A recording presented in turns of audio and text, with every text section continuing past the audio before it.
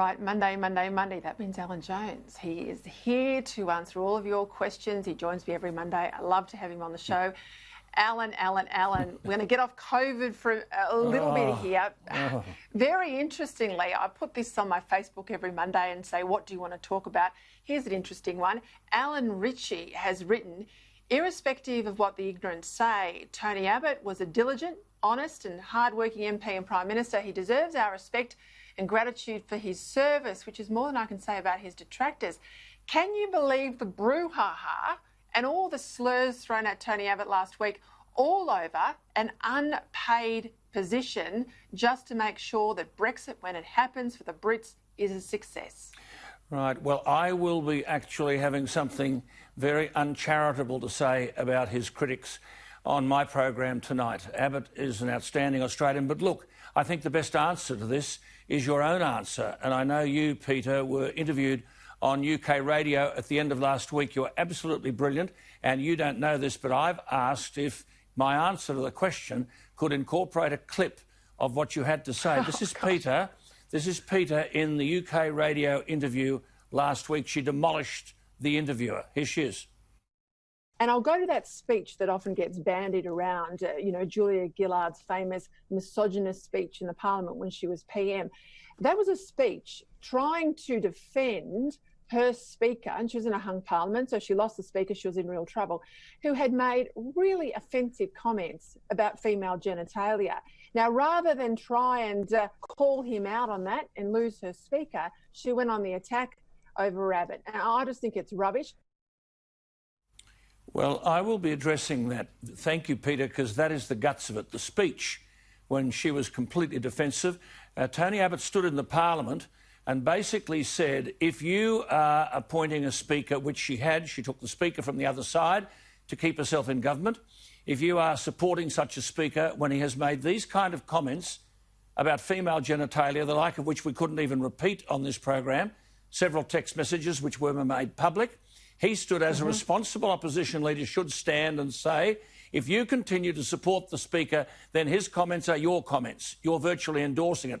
And I should point out, which I will say later, Peter, and I know you were there at the time, this is on the same day that they legislated to deny benefits to single mothers, some of those vulnerable people in the community, and then accusing Tony Abbott of misogyny. She went off ahead, it went around the world, and that has stayed with him. But look, to answer the question, Peter, you and I know this man's a class act. He's a selfless person. He's never sought any benefit for himself. He's the kind of bloke, when I asked him after he left the Prime Ministership, do you know what pension you're on? No, I haven't got a clue.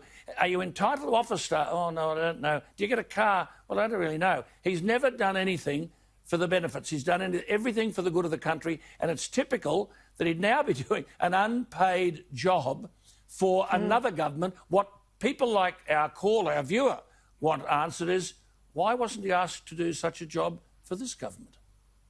Well, we will be tuning in, sitting there. You won't. At 8 o'clock. It'll be worth it, I can tell you. Hey, I want to go to another question.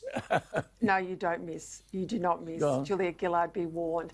I'm just going to move to another question. Rhonda Sievers asked this question about water, and it's germane to an announcement made on Friday by Keith Pitt that will see the end to water buybacks of environmental water out of the Murray-Darling Basin Plan. But she asks, Australians want to see who has bought our water. There seems to be too many fingers in the pot. Australian water's for the public, not investors and overseas buyers. When I asked him the question about ownership and transparency, Alan, he said, Keith Pitt, that he's waiting for the ACCC report, but he supports the idea that there be a transparent ownership structure and regime. Will we see it?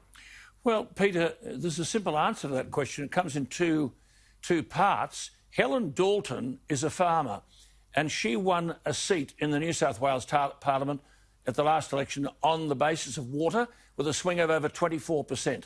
She has put a bill to the New South Wales Parliament where she seeks transparency on the ownership of water. She wants a register of all those who own water or whose families own water, in particular in relation to politicians, and that is going to be defeated by the Berejiklian government. Now, we have an outfit in this country called Duxton Water. You can Google them, Duxton. They don't own a handkerchief of land, but they own most of the water, and they sell it to farmers when it suits them at whatever inflated price they choose to levy upon the farmer. And this is called a fair dinkum Australia? I don't think so.